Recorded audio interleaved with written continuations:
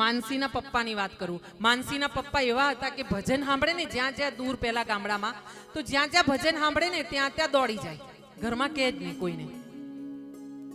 અને ઘરમાં સુવે નહીં, રાત્રે બહાર ખાટલો ન ખાવે. ઘરમાં સુવે તો પેલા બાપુજી દરવાજો ખોલે તો બોલે ને કે અડધી રાતે ક્યાં જાય છે. આવા રસિયા. આજે પણ તમે ત્યાં જઈને પૂછો કે રમેશભાઈ, એટલે એમ કહેશે તો નરસિંહ મહેતા. મહેમાન આવ્યા હોય ને આપણે કીધું હોય કે નાસ્તો લેવા જઈ જરાક લઈ આવો ને, તો બજારમાં જઈને સત્સંગમાં બેસી જાય તો એમને ખબર ના હોય કે ઘેર મહેમાન રાજ હોય છે. આપણે લડવું પડે. અને આવી કથાઓ કેટલી બધી કરી એમણે. હું સાથે આવી બેઠી હોઉં આને નાનીને ખોળામાં લઈને, હા, છોકરું બીમાર હોય, વ્યવસ્થા ન હોય મારી પાસે પૈસાની કે ડોક્ટરની, અને એવા સમયે એમણે કથાઓ કરી હોય ને એ જમાનામાં 30,000 રૂપિયા ગામમાંથી આવ્યા હોય ને, અને ખબર પડે કે આવા પૂજારી મહારાજ હતા ને, એમને હોસ્પિટલમાં દાખલ કર્યા છે ને એમનું બિલ 30,000 થયું છે ને એમણે ભરાતું નથી એટલે રજા નથી મળી, એટલે માનસીના પપ્પા મને પૂછ્યા વગર એ 30,000 રૂપિયા સીધા સીધા એ મહારાજને પહોંચાડી દેતા. મારે ઝઘડા થતા. આ સત્ય કહું છું, એક આટલું પણ રાયના દાણા પૂરતું પણ અસત્ય નથી કહેતી. અને ત્યારે મને એવું થતું, કારણ કે મારામાં સત્સંગનો અભાવ હતો. હું પોલીસ ઇન્સ્પેક્ટરની દીકરી, હું પોતે પોલીસ ઇન્સ્પેક્ટર બનવાની હતી. ફોર્મ બોર્મ ભરાઈ ગયું હતું, બધી તૈયારીઓ થઈ ગઈ હતી, વર્જીસ બરજીસ, પેલા મગદડિયા દોડવાનું આ બધું મેં કરી લીધું હતું તૈયારી. એટલે મારું મગજ પેલું કાઠિયાવાડી બ્રાહ્મણનું ઉગ્ર તેજ ગુસ્સાવાળી, એટલે મને એ જ્યારે આવું કરતા ને ત્યારે મને ગુસ્સો આવતો અને ઉતારા પર જતી ને એટલે મારા ઝઘડા થતા એમની સાથે. પણ આજે મને ખબર પડે છે કે વ્યક્તિ કોણ હતા. જતા રહ્યા પછી સમજણ પડવાનો શું અર્થ, રંડાયા પછી ડાપણ કામનું શું. હા, એટલે તમારા ઘરમાં કોઈ એવું હોય ને સ્વજન, તો એને ઓળખજો. તમારી આજુબાજુમાં કોઈ હોય ને એને ઓળખવાનું. કોઈ મંદિર જતું હોય ને એની સાથે જોડાવાનું. કોઈ પુણ્ય કાર્ય કરતું હોય ને તો લાવ ભાઈ થોડુંક હું પણ કરાવવા લાગુ. હા, નારદ મુનિ, બધા કે નારદ મુનિ એટલે આમ તેમને તેમનું આમ કરીને બધાને લાકડા લડાવે. ના, નારદ મુનિ એ છે કે જે પ્રભુને અતિ પ્રિય છે અને પ્રભુએ એમને વીણા આપી છે. હા, આજે આપણે કોઈ પણ મંદિરે જઈએ ને ત્યાંથી માતાજીના કે ભગવાનના ચરણોમાં પડેલું એક પુષ્પ લેવા માટે તલપાપડ થઈ જઈએ છીએ. જ્યાં ભગવાને જે એમણે વીણા આપી છે નારદ મુનિને, તો એમની કક્ષાનો વિચાર કરો તમે. એક ક્ષણ, એક પલ માત્રનો 100મો ભાગ, જે આંખનો પલકારો આપણે પાડીએ છીએ ને આમ, એનો 100મો ભાગ પણ એવો નથી હોતો કે નારદ મુનિ નારાયણ નારાયણ નારાયણ નારાયણ નથી બોલતા. એમના રૂવાડે રૂવાડે નારાયણ બોલાય છે.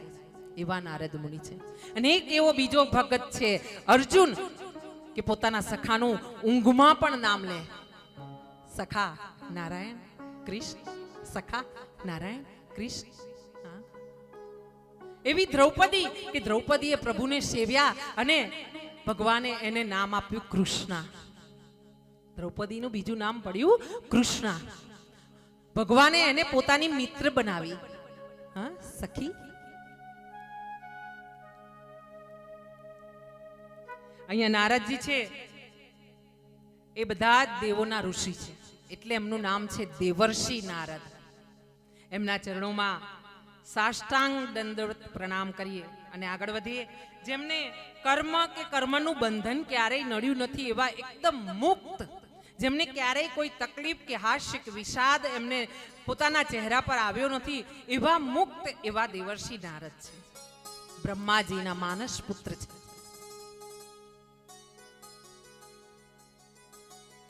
વ્યવહાર કરવો, પ્રેમ કરવો, મોહબ્બત કરવી, ભાઈબંધી કરવી, બેનપણી બનાવી, હા, વિવાહ વેવાણ થવું.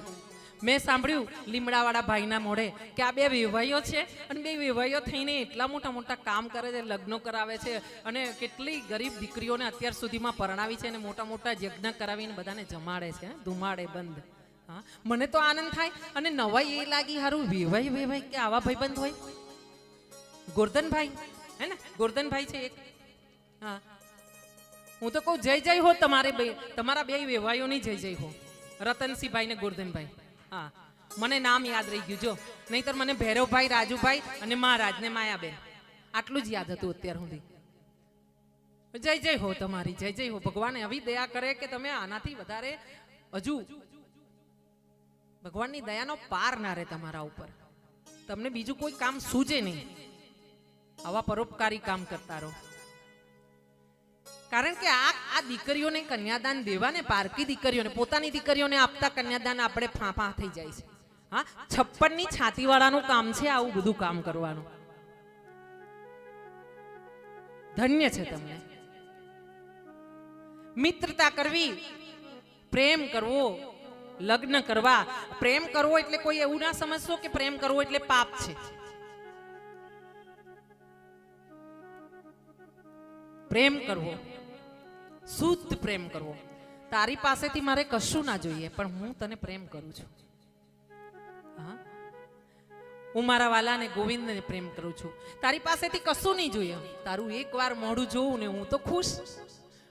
હા, સવારે ઉઠીને તારી સામે નાચું. હું સવારે ઉઠું ને એટલે શિવ પુરાણ પહેલું મેં વાંચ્યું હતું. જ્યારે મેં વાંચ્યું ને ત્યારે આના પપ્પા શિવ પુરાણ કરતા હતા એટલે મને એમાં રસ હતો વધારે. મેં પહેલા ઘરમાં શિવ પુરાણ વાંચ્યું ને દીકરીએ મારી ગુણિયલ એવી, આ વાતો એટલા માટે ઘરની બહાર ના કહેવી જોઈએ, પોતાના વખાણ પોતાના મોઢે ના કરવા જોઈએ, પણ એટલા માટે કહું છું કે ગુણિયલ દીકરીઓ ઘરમાં હોય ને તો કંઈક કરાય.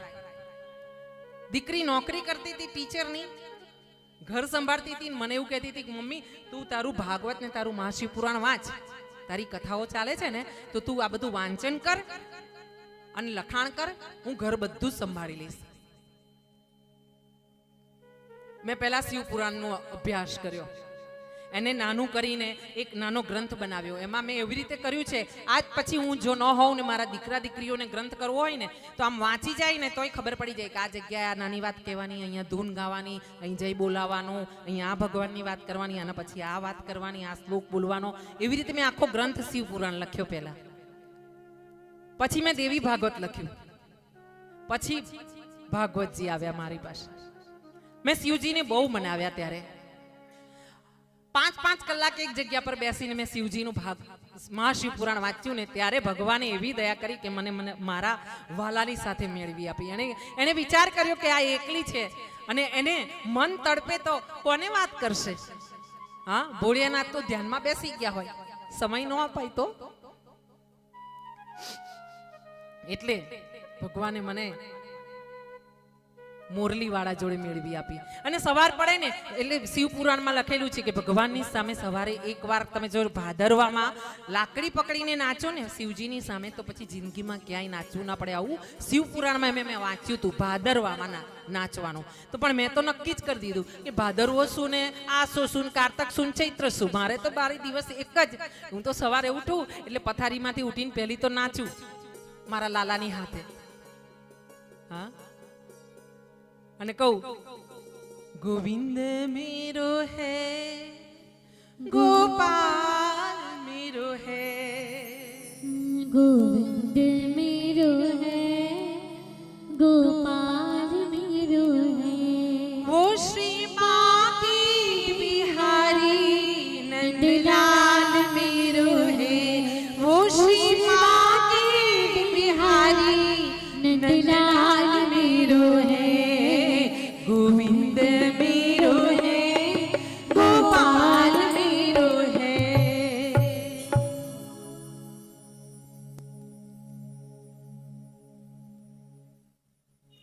એનું મુખારવિંદ જોઈએ સવારના, અને પછી કોઈ પણ કાર્ય કરીએ ને એટલે કાર્યમાં પછી ક્યાંય વિઘ્ન, ક્યાંય આળસ, ક્યાંય તકલીફ આવે જ નહીં.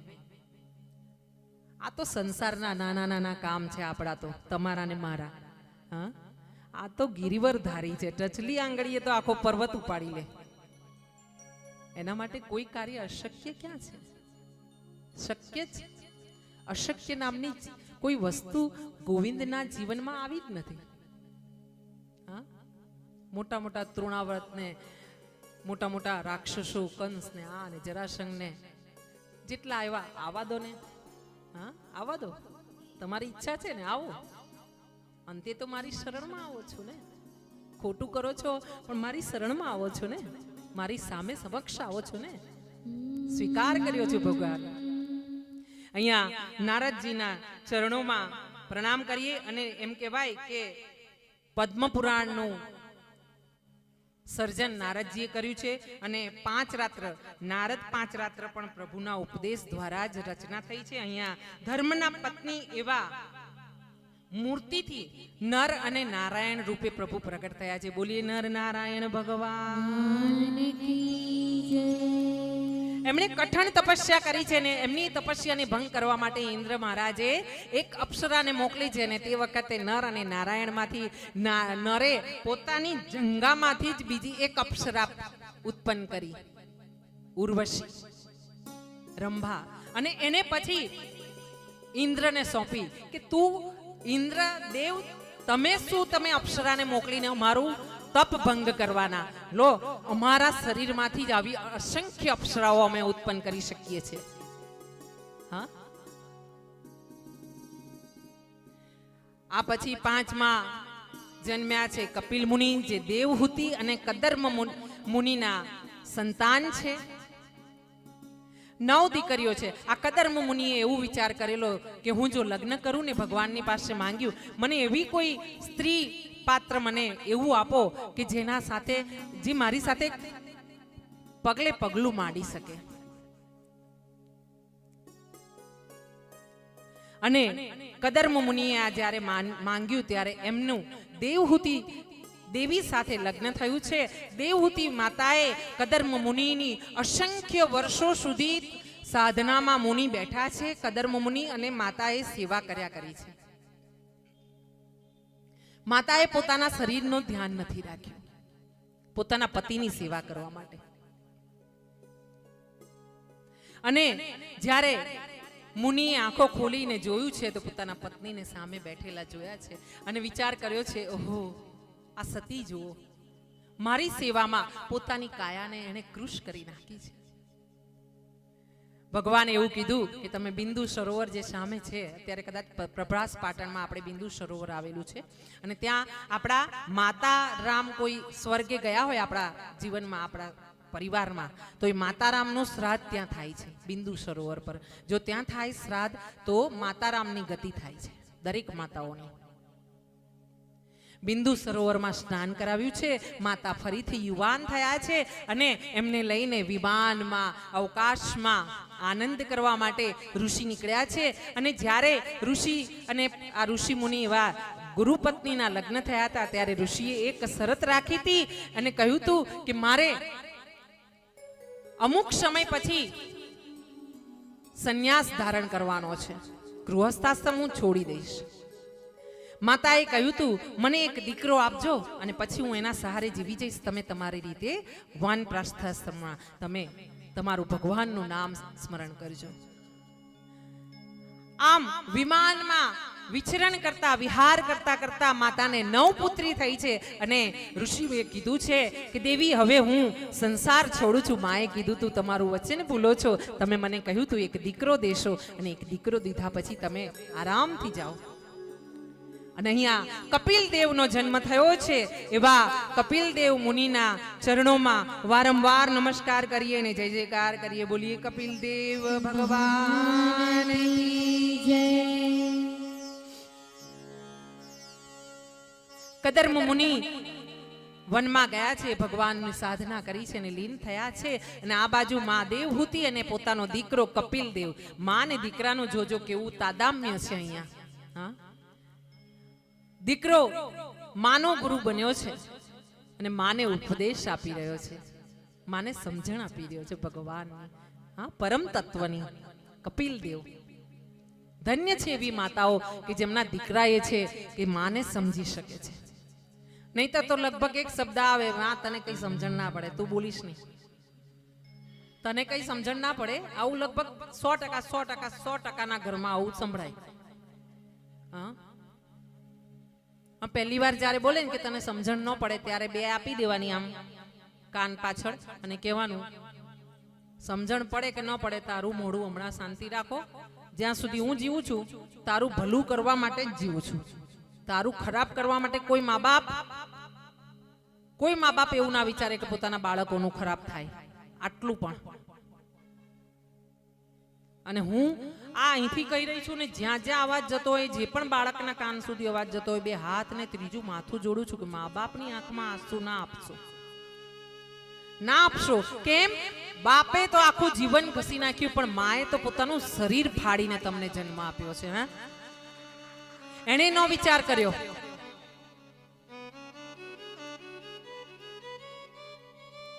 અને તમે વિચાર કરજો કે જ્યારે સ્મશાનમાં બાળવા જાઓ ને, તો ભાઈઓની ખોપડી વહેલી નહીં ફૂટે સ્મશાનમાં, એને વાંસ મારી મારીને ફોડે બધા. હા, અને બહેનોની કમર. માં પેટે પાટા બાંધીને 9-9 મહિના તમને રાખીને, ખાવું નહીં ખાવું બધું વિચાર કરીને, સારા સારા ગ્રંથો વાંચીને, હા, પોતે આ નહીં આ જગ્યાએ જશે તો મારા બાળકને આ છાયા પડી જશે, કોઈની નજર લાગશે, મારા લાલાને કંઈક ખાધું તો આ ખાધું એટલે બાળકને દુખ્યું એટલે આવું ના ખવાય, પાપડી ન ખવાય, રીંગણ ન ખવાય, મારા બાળકને દૂધમાં વાયડું પડશે. આવા બધા વિચાર કરીને માં ખાવાનું છોડી દે તમારા માટે.